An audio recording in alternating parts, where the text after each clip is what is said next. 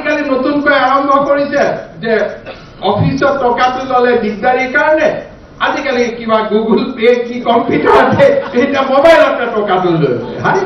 এইবিলাক কিয় কৰিব লাগে এটা নতুনকৈ তাৰো এটা আৱিষ্কাৰ কৰি লৈছে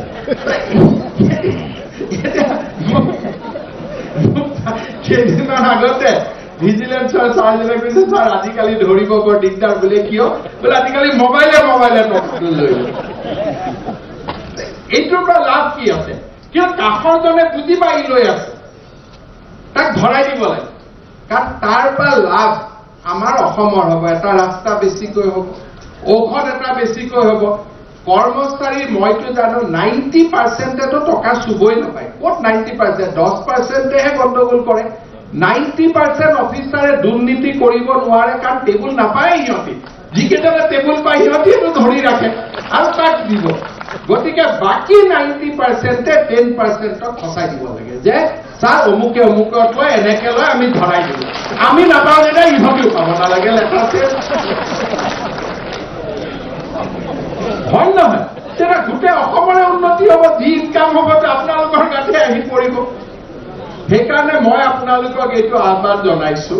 যে আমি 2-3 বছৰৰ ভিতৰত অসমত এই বেয়া কামবিলাক বন্ধ কৰিব লাগে আৰু মই গ্যাৰেণ্টি দি কম যে বেয়া কাম মাত্ৰ কেইটামান মানুহে কৰে সকলোৱে কৰিব চান্সো নপৰে আৰু সকলোৰে মনবোৰ বেয়াও নহয় কাৰণ মইতো ইমান দিন পালো আপোনালোকক সকলোৰে লগত এটা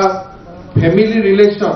গতিকে আমি মানুহবোৰ অসমীয়া মানুহবোৰ ইমান বেয়া নহয় আমি বেয়া কাম কৰিবই নোৱাৰো কেইটামানে কবাৰ পৰা শিকি আহিলে বেয়া কাম কৰা গোটেইখন গণ্ডগোল কেইজন মানে কৰি থাকে বাকি বহুতে নকৰে বহুতে কৰাৰ কাৰণে মনটোৱে নকয়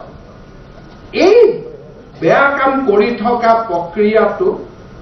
এটা সিস্টেমৰ মাজেৰে স্যাৰ এই ৰুলটো যদি এমেন্ড কৰি দিয়ে এই কামটো বন্ধ হৈ যাব আপোনালোকৰটো অভিজ্ঞতা হৈ গ'ল যে স্যাৰ এই ৰুলটোৰ সুযোগ লৈ গণ্ডগোল কৰে ৰুলবোৰ আপোনালোকে সহায় কৰক কোনবোৰ এমেন্ডমেন্ট কৰিব পাৰি যিবিলাক কৰ্মচাৰী আপোনালোকেওতো কষ্ট পায় যেতিয়া আপোনালোকৰ কলিগ এজনৰ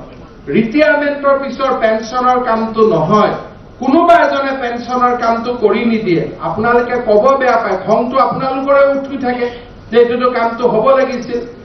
এনেকুৱা ধৰণৰ মানুহবিলাকক আমি চিনাক্তকৰণ কৰিব লাগে আৰু এই প্ৰক্ৰিয়াটোৰ পৰা অসম ওলাই আহিব লাগে